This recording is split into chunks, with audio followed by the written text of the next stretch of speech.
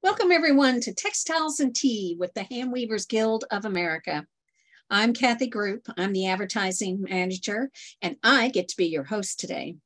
Today, we have the Los Tejedores Fiber Arts of Santa Fe, New Mexico as our sponsor. Thank you so much, New Mexico, all that wonderful fiber out there. We appreciate the Guild coming and being our sponsor today.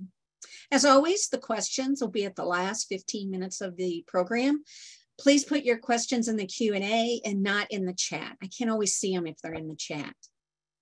Today, I am excited to welcome, we have Annie MacHale today as our guest. Annie discovered Inkle Loom at the ripe old age of 17, and she didn't look back after that. After building an Inkle Loom with her dad and a library book, she took off and she has woven miles of bands and over 1,100 guitar straps. She's very well known for her color use and amazing patterns, and we're going to talk more about that today too. She's the author of 2 books in celebration of plain weave, color, design, and inspiration for the Inkle Weaver, and another book, 3 Color Pickup for Inkle Weavers, a modern look at ancient Baltic style technique, in which she shares a rare Lithuanian technique that has fallen pretty much out of use, and she's brought this back. She's a popular teacher and offers an information-packed blog and website, and we're excited to have her here today. Hey, Annie. Hi there. Welcome. Thank you. I am so happy to be a guest on Textiles and Tea. It is such a cool thing that HGA is doing. We all can learn so much from each other. I've enjoyed watching the episodes and watching you in action, Kathy. You're clearly a very curious and enthusiastic person. So I know. After I started looking at all your work and in your book, it was like, I got the Inkle Loom out. It's like, I got to do this. I got to do this. You're an inspiration. Well, let's start about how did you get, well, most important question, how could I forget? What is your favorite tea? I am drinking some New Mexico Tea Company Assam breakfast. And that's my current favorite. I buy it by the pound in loose leaf. Oh, okay. And it's there in New Mexico? It's made there? Yes. If you ever get to Albuquerque again, you should definitely stop at New Mexico Tea Company. I will do that. I'll put it on our bucket list. I hope we'll be back there someday for Convergence. It was so wonderful there. Tell us how you got started with fiber. I read that you started at 17, but How did you get introduced to an ink loom? It was just happenstance. I went to a craft fair and I saw somebody there who had her booth and her inkle loom set up and she was weaving. And I just said, I want to do that.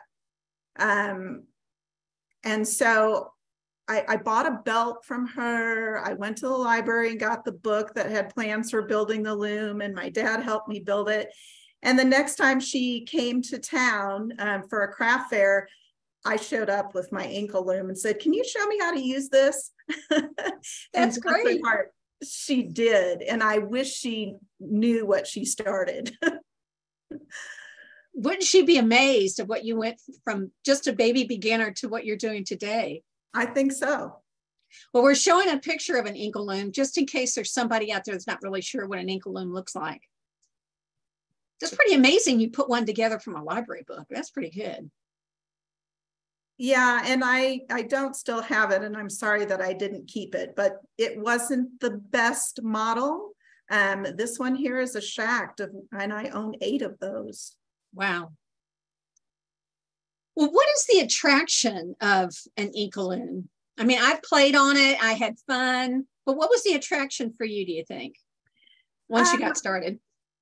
I saw it as a tool to make practical, useful things. So the first things I made were like, family and friends. We all had belts and watch bands and those bands that you put around your bell bottoms so they don't get caught in the chain of your bike. That was a thing of the 70s. So, I could just see that I could make practical things and playing with color and pattern. It's a really good way to do that. And I can, do 3 different projects in a day. So I'm not a patient weaver. I can start and finish something and then go on to the next thing. And I always have something that I want to try next. Talk about a curious mind. I think you have a curious mind too. Well, these next images are pictures of the colors in your weaving because they are so vibrant. They're just gorgeous. And do you find, I'm always curious how people come to their color sense. Like, is it just trial and error? Do you have a color theory you go by? Did you just come upon this naturally, or? I think that's it. I think that I have a sense of color. I think that I'm sensitive to color. Everywhere I go, I notice color. And I notice patterns and things. My family's learned that if I'm looking at something in a certain way, that I'm gathering my inspiration. So, in our environment, we never see colors singly, we see them in combinations. And so I pick up those combinations, and some of them I use intentionally. Like I might say, oh, I really like the colors in my rug, and so I'm going to use those. And some of them are, I don't realize until later on that I've picked up the colors from the book that I'm reading. The colors on the book cover, can be something that I end up weaving. And I never went to art school, so I didn't study color until I wrote my first book, and I wanted the language to be able to explain it to people, what I knew from now thousands of experiments. With an inkle loom, I'm working with 80 threads or less. So the color is important. And so I learned, how to enhance one color by, what I put next to it. These are all just things that I learned by experiment. And then when I went to write the first book, I read all the books on color that I could find, and it gave me the explanations. I went, oh, that's why that works. Oh, wow. That's great that you went from the kind of the back end to the front rather than the front end to the back. Exactly. Yeah. That's so me. You were talking about some of the inspirations that you see. Now we've got a couple of images here that I thought were great. It's the images of the piece and what it was inspired by. So, when you talk about inspiration, what else inspires you? What do you look for? Landscapes, texture? Yeah, all of the above. I think, yes, landscapes, fabrics, art, I mean, tree bark, or, rocks, everything that crosses my path and catches my eye. So this, the photograph on the left, I was staying at a friend's place down in southern New Mexico, and she is a rock collector and polisher. And she has an arroyo in her backyard. And I went walking in the arroyo and picked up this rock. And I had brought my loom and my yarns with me because I was staying there for several days. And I just went, oh, browns and pinks and oranges, aren't those great? And then that one on the right was kind of funny. This, the woven band is one of the patterns in my 3-color pickup book. And I wove that and I went, gosh, that reminds me of something. It reminds me of something. I know that somewhere in my life, I've seen an arrow with a turquoise shaft and turkey feathers. And I said that to my husband, and he walked out to the garage and brought it in, so that might be one of those things that I saw in passing. The idea was in there, just waiting around for the opportunity to be woven. Well, it's wonderful that you're so sensitive to that you kind of keep that in the back of your mind of where does, these inspirations come from. One of my earliest memories is looking at patterns on people's clothing, sitting in church and just kind of looking around and looking at patterns. So I think, it's all in there somewhere. It's what's in your blood, I can tell. Well, you've mentioned your books a couple of times. And I do want to talk about those. You have 2 books, and we've mentioned those earlier. So I always say this to everybody who writes a book, it's a lot of work. It really is a lot of work. So not only did you write 1 book, you wrote 2 books. So what was the idea of doing the second one? Or the first one? Well, in both instances, these were things that I had discovered that hadn't been written about in other books. I'm pretty sure I own every inkle weaving book that there is. Most of them were published in the 70s or 80s when I started, maybe 70s, 80s. And I have all the newer ones too, but nobody had really done an in-depth exploration of color and pattern. Mm-hmm. The books from the 70s and 80s were all black and white. The charts might have been X's and O's. There was no visual about how it was going to look.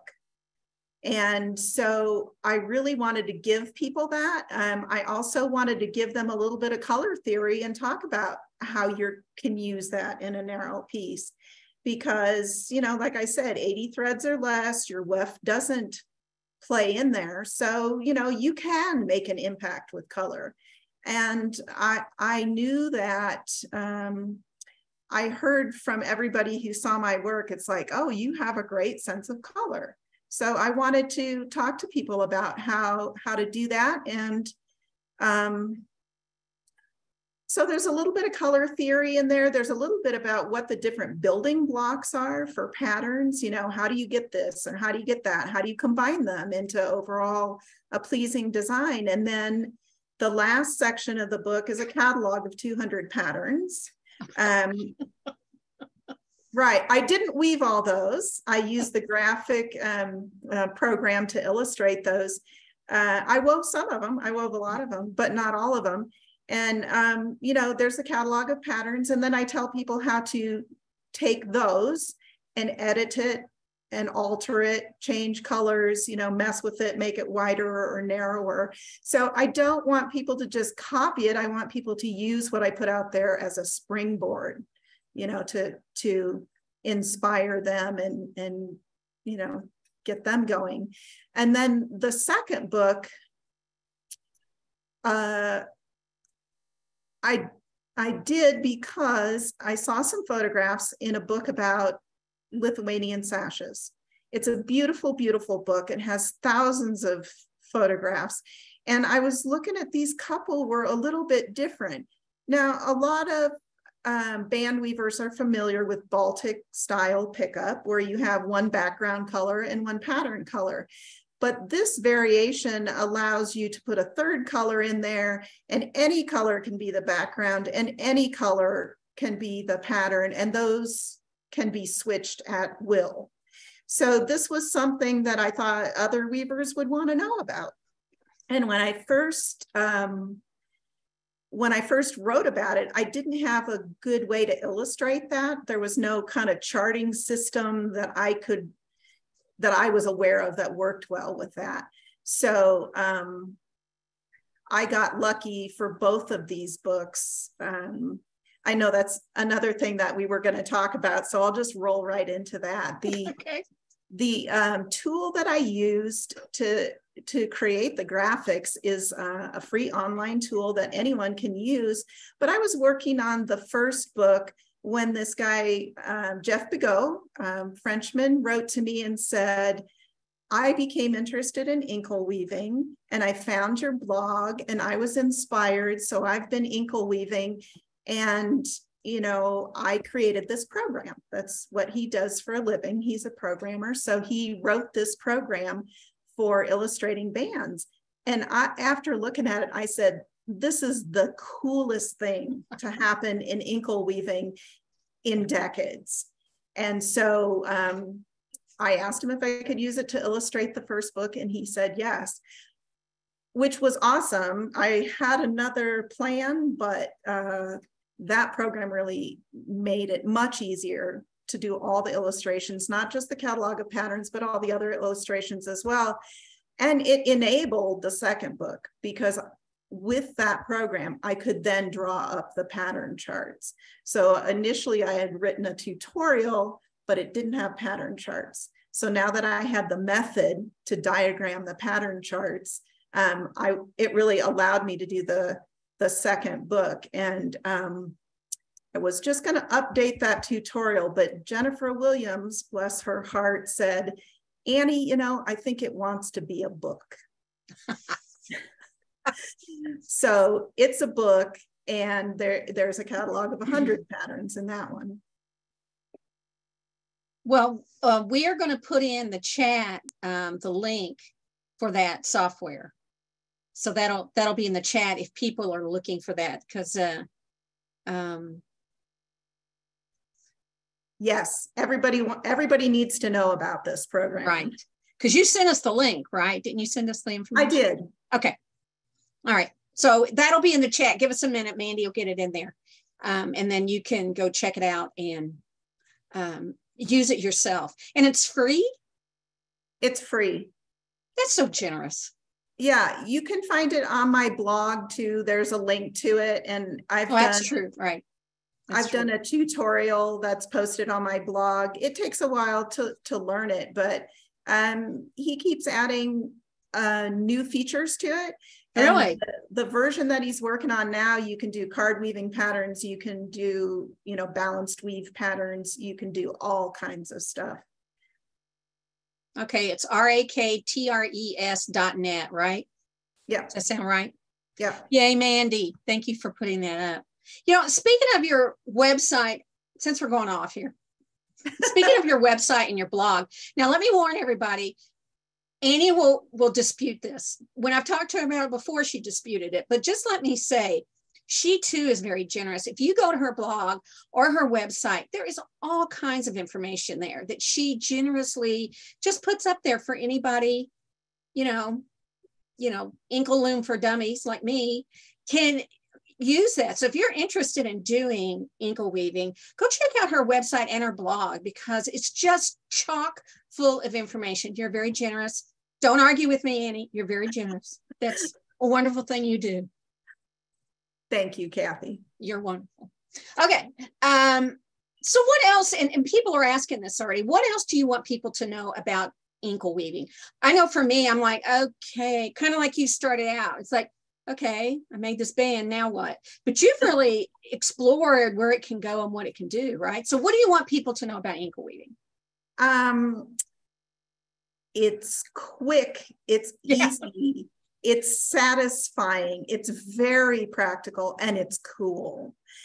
So I do talk to a lot of weavers who say, oh yeah, I have an inkle loom. It's in my attic, it's in my basement, it's in my closet, it's in storage, you know, oh, I used it.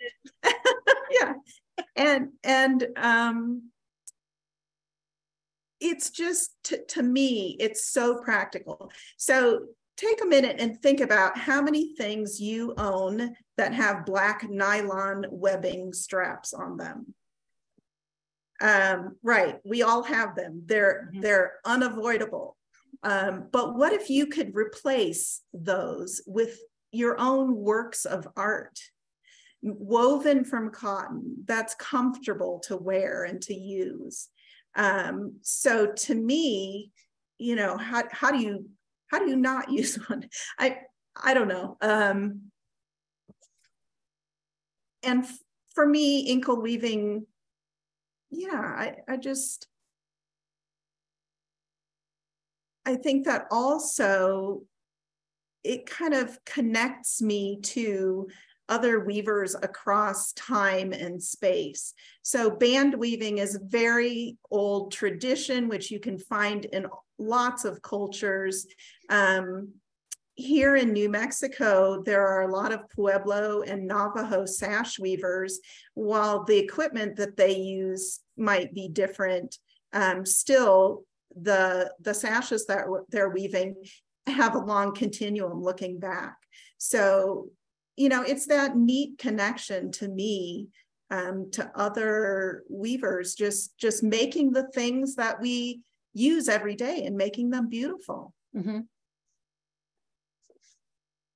Yeah, I think it's one of those things that when, like anything, when you start out, it's like, okay, I'm doing this. And then you build on it. And I'm saying that because when I looked at your book, I got really excited about, ooh, I want to try that, or I could do this or whatever. And I think that's kind of the nice thing too, is that like on a floor loom, you've got to finish what you're doing before you can go on to the next thing. And with an inkle loom, you can do a lot of things the way it's set up as is, or you finish it and then you go on to something else, right? Right. So I think the most pieces I've ever finished in a day are 3, you know, so I did a little collection of scarves once. So I bought a rigid heddle loom when, you know, I decided I wanted to weave scarves and I needed a rigid heddle loom. So I bought a beautiful Kromsky harp, and I have it and I've used it a few times, but the simplicity of the continuous warp on the inkle loom, to me, that's unequaled. I can set up my inkle loom in 15 minutes, you know, and then weave. So I did this collection of scarves using kind of drapier yarns, like, you know, rayons and bamboos, and I used novelty yarns and variegated yarns, and I did it beat with kind of a light hand, so they turned out drapey. You know, a scarf is only really got to be, you know, 3 inches wide, so that works on an inkle loom. So there was all that, but I didn't need a bigger loom to do that either. Oh, that's great. Now everybody's going to run out and get their inkle loom out of the attic and say, I can do this. I hope so. There you go. That's my mission, Kathy. Well, talking about the different things that you can do, we have a picture here of 3 different things that you can do. And one on the left is shoestrings, which I think would be so much fun to have the shoestrings I want.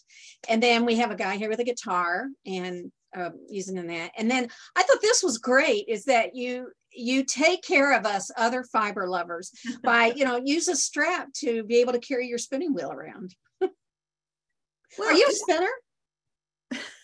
I'm not. Okay. No, so, and the reason that my business name is A Spinner Weaver is that my maiden name is Spinner. Really? Yeah. You should become a spinner just for your name. I tried it. Believe me, I tried it. It was just not my thing. Like, sorry to the spinners of the world, but I'll leave that to you. So what do you do when you're not I'm assuming there's times you want to just create to be creating or make just to be making. Are you one of those people that can go do something just for fun and not think about work making? In the weaving world or other forms of art? Yes. Okay, in the weaving world, I'm pretty production driven. I'm making things that I know are going to sell, which is kind of a funny thing. You know, I write and I teach and I also sell finished products. So those are like, you know, different directions to go. But, you know, it's all my, you know, what would I do if I was weaving thousands of pieces and piling them up in a closet? That wouldn't be any fun at all. And in getting them out there in the world in people's hands is wonderful. So I do weave things for myself. So I'm going to see if I can stand up for a minute. Do you see this lanyard that I'm wearing? I made that when I went to Convergence to hold my name badge. There you go. And I also have a woven watch band and a bracelet. There you go. Hat bands, belts. I use straps on my camera and my keys and my purse and all those. So I have a personal collection, you know, that I make for myself. My husband can occasionally get a hat band or something as well. And there are so many things that interest me. I think in the weaving world, you know, I'm also kind of drawn to tapestry weaving, which is kind of funny because, you know, that's the warp face versus the weft face. But I've done some pieces. There's some weavers in Chimayo, New Mexico, and I bought some small purses from them and woven straps to match the purse. So I can match a weft face pattern thread per thread in my warp faced design. So that's kind of fun too. And I do think about tapestry weaving. I was really inspired when Rebecca Mezoff did a artist in residence at the Painted Desert in Arizona, and she was weaving these little 2-inch tapestries. So I bought the loom and I bought her course, and I'm going to catch up with it one of these days. Well, when you're mentioning some of the straps that you make for people, and one of the things that struck me was I was looking on your website was the feedback that you got from people, and all of these musicians, you know, they're on stage playing away, and there's your strap, and they just talked about how much they love the softness of it, the drape of it, how it looked with their guitar and that sort of thing. I thought that was great that your artwork kind of supports other artwork in what you do. I thought that was wonderful. Yeah, it's definitely fun to connect with people about what I make for them. Yeah, and you know, some of those connections lead to friendships. Actually, the picture you just showed of the guy wearing the guitar strap, that's my friend Greg. And I met him because he wanted a guitar strap, and I made one for him. And then, you know, Greg Glassman right there in the center. And that's a classical guitar strap. So it's a little bit different than the typical ones. It goes under the guitar and hooks into the sound hole. Anyway, my husband and I became groupies and fans of this band, and we started going to their concerts. And when they had their first CD launch, we got to handle the merch table and sell their new CDs for them, along with my guitar straps. So, and then Greg and I together are in a documentary called Interlacements, Threads and Lives. It's done by Taproot Video, and it shows connections made between weavers and the people who use the woven cloth. Really great stories in there. So Greg and I got to be in that documentary. Oh, I didn't know that. That's wonderful. Yeah. That's wonderful. Yeah, if you're not aware of Taproot, Google that, Taproot. And there's all kinds of videos and books and all kinds of things. So they've done some wonderful collecting, documentaries, a variety of things. So I encourage you to take a look at that. Well, I'm impressed that you are so popular and your work is so important that they brought you to the White House. Want to tell us about that? Yeah, that was a funny thing. And it wasn't necessarily because I was handcrafting anything, but this is a photo of me in the White House talking to the vice president, who plays an Ibanez guitar, in case you didn't know. I was invited, my business, Weaver Guitar Strap, to attend this Made in America product showcase at the White House. Wow. One company from each state was invited, and a lot of them were names that we all know, like Airstream Trailers and Benjamin Moore Paint and MacHale, the folks who make Tabasco sauce, you know, so there were these big companies. And then to represent New Mexico, there was Weaver Guitar Straps. And I could bring a guest. So my husband and I went, and it wasn't open to the public because everybody who was there had to pass a security screening. So it really was just a media event. And the point of the event was to showcase companies that are manufacturing in the US. And it was lovely in the way that it did that. And there was a lot of media there. And I got interviewed by local newspapers and, you know, got written up in the local newspapers. But it was just very cool to be at the White House by invitation and, you know, chat for a few minutes with the vice president. And one of the security guards, knowing that I was from New Mexico, said, "Oh, psst, come here, come over here into this room. I want to show you this original Georgia O'Keeffe painting." Oh, cool. Yeah, so it was a really neat experience. Oh, I didn't know there was a Georgia O'Keeffe in the White House. Way to go, White House. Yeah. Well, that's amazing. I'm so proud of New Mexico that they chose you. What a great way to do this, because it is handmade and it's very, does have that Southwest feel to it. So congratulations. Good for you. Thank you. There's so many patterns that I see when I look at your work. And I was just curious, and we've got an image of a few of them. Did you learn by trial and error? Saw things and copied it, or do you design patterns on your own too? Most of what I weave are my own designs. I refer to it as Annie's imagination going wild. I do occasionally see patterns in other textiles or, you know, photographs of things in books that I copy, but most of what I weave are my own designs. And, you know, like I said, almost anything can be an inspiration. Mm-hmm. You know, these three are all Baltic style pickup patterns. Actually, the one on the left is a 3-color pickup.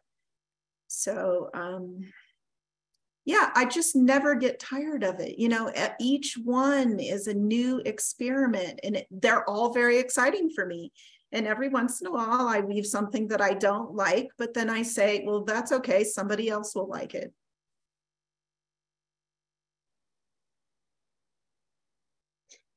You also do commissions, right? Don't you do commissions? Do people contact you and say, hey, I want this to look like? What is that like? Because I've heard some artists say that it's so much trouble they don't want to do it. So what is that like for you to have somebody say, this is my guitar, I want you to make a strap that goes with it or whatever? Like this one. I think this is amazing. I love that. When customers send me a picture like that, it's just so heartwarming. You know, I can see pictures of his guitar, but seeing the strap with it, this one really was a good match. And commissions are hard, and I know a lot of artists really don't want to deal with it. You kind of have to be psychic to make it work, right? Because the customer has an image in their head, and it's up to me to catch that image. and manifest it. So it's basically, I have this dream, I want this thing, and I get to manifest that dream for them. I get to make it into reality. And that's so rewarding that, every once in a while, there's kind of a disconnect between me and the customer. Like, I don't really get it, what it is that they want, but mostly I think my psychic ability seems to work pretty well. And yeah, it's just a lot of fun. And I end up making things that I would have never thought to make, or I never heard of. One of my favorite commissions was I got to weave a strap for a cradle board. There was a native mother here in New Mexico, and she said, the mice have chewed off the strap on this cradle board, and I need this, my baby will only sleep in the cradle board. And so, I got to weave a strap for that. Aww. She can't go into the store and buy it. I mean, obviously she was using some kind of, lace or rope or something that she had, but, now she had a hand woven piece that completed that cradle board kind of in the spirit of its, origins. And so do you ever have people that send you yarn saying it has to be made out of this? No. Oh, good. That would make it a lot easier. What? Oh, okay. I guess I was afraid they'd send you something, you kind of look at it and go, are you kidding me? No, usually I have to chase down colors, and what if, and I'm only seeing a photograph of what they want me to match. So if their lighting is a little bit off, I did one time, I was doing some woven sashes for a native woman somewhere in the Southeast. And I sent her the sash and she's like, that's not the right colors. And so then she sent it back to me with the fabrics, with swatches of fabric for her dresses. And then I was able to match the colors and get the colors that she needed to go with her dresses. I love that. But it's a process, and sometimes the process can be long and get a little, I have my doubts, but in the end, it always works out. You're very patient. Well, I want to go back to an image that we showed at the very beginning. There's a great story with it. Mandy, if you don't mind running back and getting that image. It looks like a big pink flower. If she can show, there you go. I love that. It's like, how did you make that? So explain how you made that. Right. How would you weave that on an yeah. I love this picture. I do too. I took a photograph of one of my straps and then I put it in some program that turned it into a kaleidoscope pattern. So it wasn't woven like this. This is a manipulated photograph, but one of the things, I love patterns, and in my inkle weaving, my patterns are very linear, right? Mm-hmm. A little narrow band goes, right along, but I love radial patterns. I love kaleidoscopes. I love mandalas. And so, to be able to play with what I'm already doing and turn it into a radial pattern is really kind of fun. It's great. I love that. Just to let people know that the link to the software is in the chat like 4 times. So scroll through the chat, you'll see it repeated several times. So it is in there. A lot of people are asking about it. So I want to make sure people knew. Or go to my blog and there's a link in the sidebar. There you go. And we will show the blog and email address again. People are asking where that is also. So what's next for you? New book, traveling, teaching, exhibit? Eric Clapton gets a new, guitar strap. Wouldn't that be cool? I think I'm going to write him and say, you need to get a new guitar strap. Have I got the girl for you? Thank you for handling that for me, Kathy. What's next? So many things that I want to do, but I think I need a manager, a scheduler, a bookkeeper, a videographer, and a photographer, and kind of all those people to help me pull off everything that I want to do. Um, what's in my immediate future is myself, along with a few other Los Tejedores Guild members, are going to be sharing a booth this coming weekend at the Fall Fiber Fiesta in Santa Fe. This is an annual event, beautiful, beautiful event held in a historic ballroom. There'll be 50 fiber artists. It's put on by the Espanola Valley Fiber Arts Center. And so 5 of us are going to go together and have a booth. So that'll be fun. Now everybody go, you can get an autograph, get your picture taken with Miss Annie MacHale. Yes, please, y'all come. There is another book that wants to be written. In between the first and second books, there's kind of a gap. So the first book is about plain weave. The third one is about a higher level Baltic pickup, but it misses the topic of the Baltic style pickup in there. And a lot of band weavers are familiar with this technique, very common, still quite well used in the Baltic countries as well as in South America with the Mapuche weavers. But the way I use it, the way I do everything is very non-traditional. I do everything my own way. So I have some ideas about how to use this technique, and use all kinds of different patterns. The traditional motifs are absolutely beautiful, but I have some other things that I want to share. So I think that book needs to be written. Once again, folks, you heard it here first. Book coming out. Watch for it. Who also publishes your books? They're self-published. So when we want to get your book, we go to your website. You go to taprootvideo.com. Oh, there you go. And somebody just put it up on the chat. So yeah, Taproot Video. The books are available there, both in paper format and PDF. So the ebooks. It's kind of funny. There's a few businesses that carry my books as well, but mostly, it's direct sales. If you order a book, I am going to sign it and wrap it up and mail it to you. And me and my mailman are very good friends. That's nice.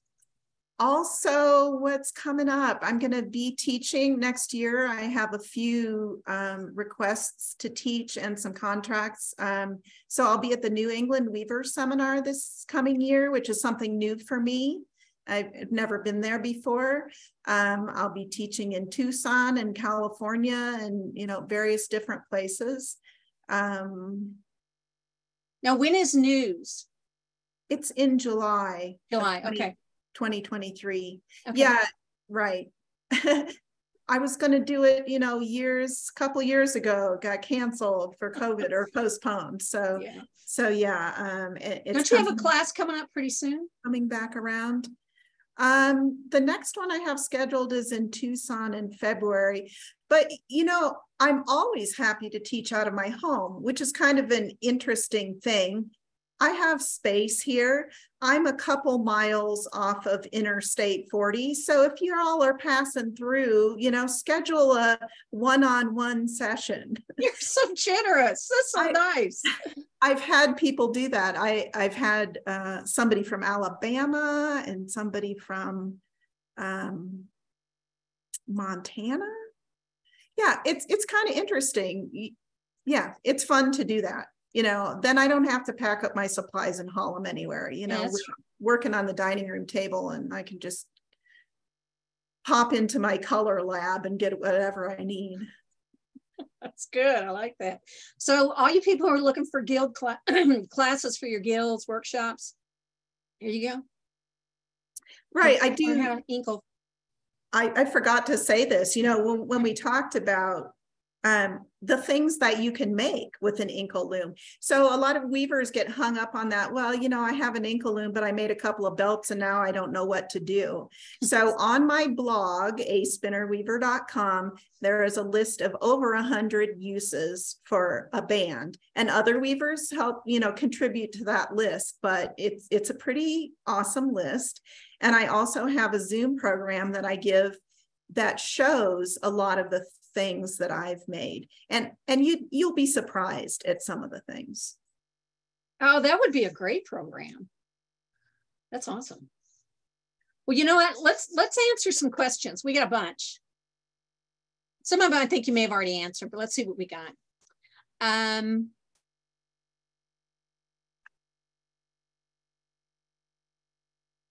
Okay, Pat wanted to know that circle that you showed us. She wants to know what that pattern was. Just the original. I'm assuming she just wants to know what the original pattern was. Do you remember? I don't know how to identify it. It was just a piece that I had woven. Okay. All right. Besides guitar strings, what are some other uses? Kit, I hope you just heard her say there's 100 on our website. Go check that out.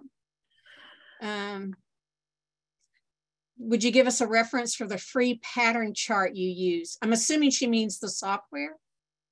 Free pattern chart, would that be software? Probably. Okay.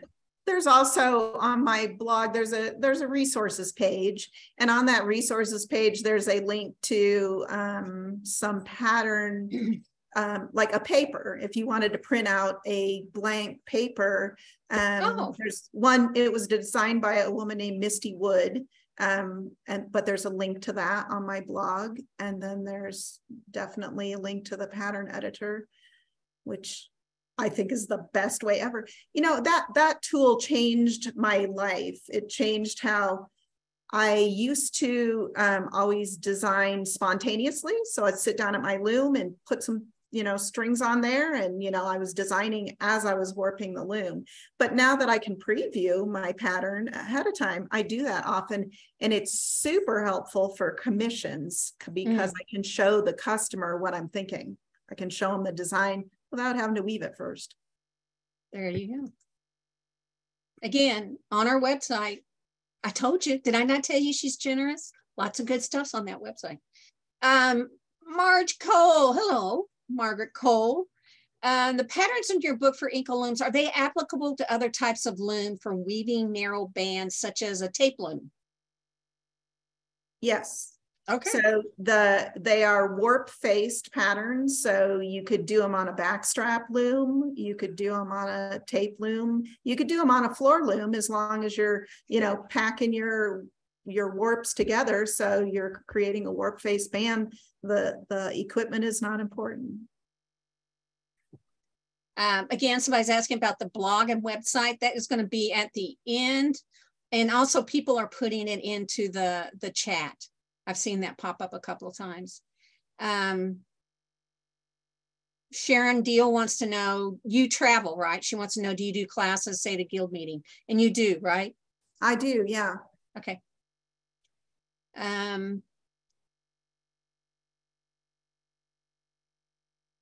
love this. Several of us in North Florida. Oh, it's Ramona Abernathy Payne. Several of us in North Florida have identical carry bags for rigid heddle looms. We stitched our own inkle bags on our bags to differentiate them. That really is, it reminds me of Convergence. It's like bring your own strap for your bag at Convergence so your bag doesn't look like everybody else. But that does differentiate, you know, what is yours and what is there. So we're gonna have to add that to the 100 list. Yeah, you know, I have little short leftover pieces of inkle bands that I put on my suitcases so I can, you know, ID them at the airport. Great idea. Can you talk about using bamboo tinsel on an inkle loom? I find it too slippery. What are their tricks for, what tricks are there for success? I'm surprised, because I want to know too what you use. So have you tried bamboo tinsel? Yeah, I've woven with most kinds of fibers. You know, I mostly weave with cotton. 99% of what I do is with cotton. And that's because of the product. You know, when people say, what kind of yarn should I use? I say, what do you want to make? So cotton is appropriate for a lot of the things that I make. But when I was making the scarves, I used, you know, soy, bamboo, tencel, and things like that. And I didn't have any issues with it. So I don't know, you know, I didn't treat it specially. Just, you know, whatever fiber you're working with should not be stretchy. When you have a little bit of stretch in your yarn, then that makes it tough. Yeah. Somebody wants to know, Valerie Johnson, do your books cover card weaving on an ankle loom? No, I am not a card weaver, and I never have been, except for when I took John Malarkey's class. Diane Totten, hi Diane, wants to know, you've talked about your favorite yarn, but did you talk about the size of yarn? Does it matter? Do you have a particular size you like? It depends again on what the product is. So for the guitar straps, I want them to be thick enough that they're providing some padding over the shoulder, and thick enough that they don't tend to bunch or scrunch. So the yarn that I use is about a DK weight, you know, knitting or crochet yarn. Is it like an 8-2? My ignorance is going to show here. It's thicker than that. So knitters know what a DK weight is. I don't knit, I'm sorry. Yeah, and I don't either. So I had to learn that. Where do you get your yarn? Anywhere you can find it, or do you have a particular source you like? Should I mention the brand that I use? Sure, we don't care. Yeah, okay. I'll call them up and say they owe us money. The brand that I use for my guitar straps, and it works up to about 40 warps per inch. So I'm using about 80 warps for a 2-inch wide guitar strap. And that's, you know, the yarn that I think is thick enough to make a really nice strap, is made by the company Omega, which is a Mexican company. And the name of the particular yarn is Sinfonia. I've never heard of that. That's new for me. I mean, so I buy it wholesale. I buy, you know, 100 skeins or more at a time. And for a while I was, you know, selling that in my Etsy shop as a yarn and pattern pack. So, you know, I would choose 4 colors of yarn that I determined went well together and give you a page of patterns that went with that. I stopped doing that for a while I was busy with other things, but I might get back to it. But that yarn wears well. It's a cabled cotton, and it's, you know, got a little bit of sheen. People tell me that my guitar straps are the most comfortable guitar strap they've ever owned. I saw those comments. That's what they're, and it needs to be. It has a function, you know. Yeah, it needs to be. Ooh, Ramona wants to know, have you ever worked with wire on your ankle loom? No. Well, yes, I have.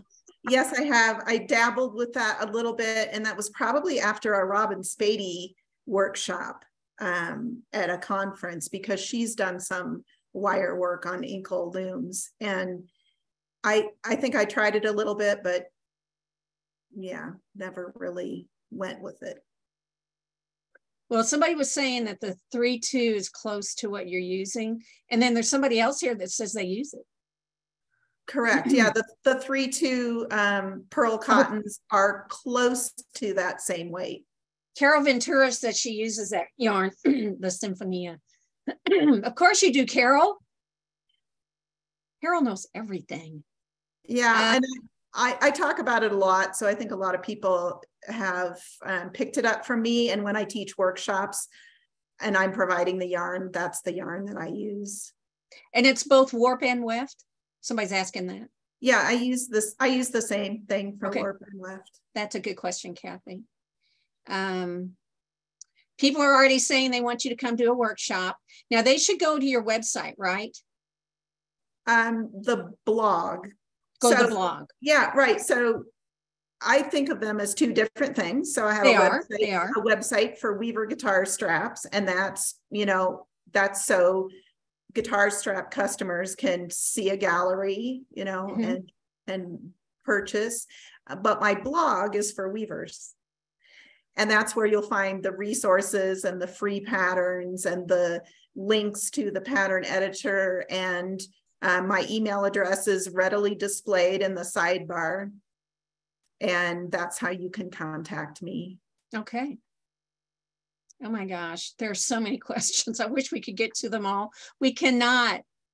Oh, Robin's watching. 26 gauge craft wire is good wire to start with. She's urging you on. Way to go, Robin. Thanks, Robin. There are so many questions. I encourage you all to go to the blog and find out what you're looking for. Some of these are how-to questions that probably are more than what we can handle today. Several people are just singing your praises and say they've taken your class or watched your Zoom and they loved it and they liked your book. So, but we'll need to stop for today. I don't know how, but we do.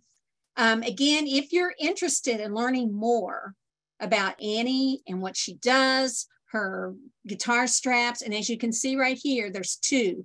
The website is the guitar straps. If you want to see those gorgeous guitar straps, go there. But her blog is a spinnerweaver.blogspot.com. And if you're interested in having her come to a workshop, if you want to learn more about her weaving, and if you want to see all the tons of information she is so generous with, don't argue with me, Annie. It's there in her blog spot. So go check that out. Thank you so much for being here today. It was a delight. Well, thank you. And thanks to everybody who joined. And thank you to my guild for being so supportive and encouraging. You have a wonderful guild. I think it's great that they are supporting you today.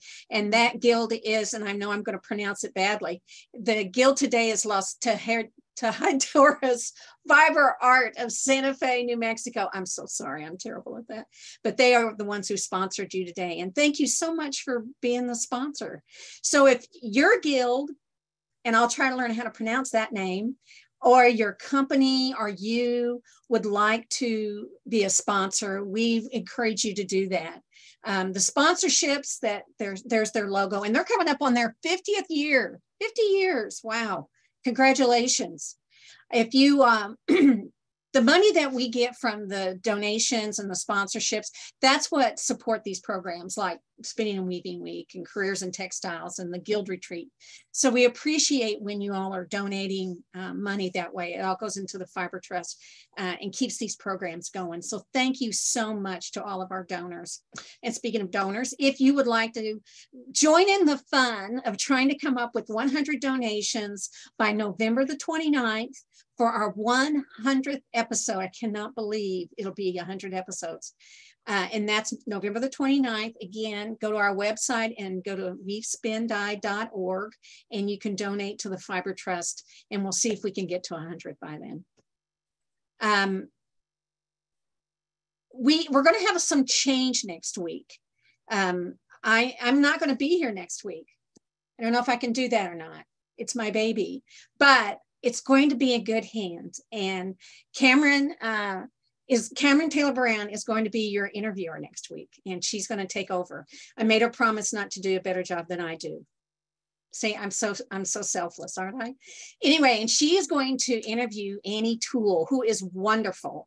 Annie was in an exhibit out there. You'll be so pleased with her work, and we're looking forward to having our guest host next week. So thank you so much for being here today. Thank you, Annie. I look forward to seeing your work in the future. Y'all have a great week, and happy tea.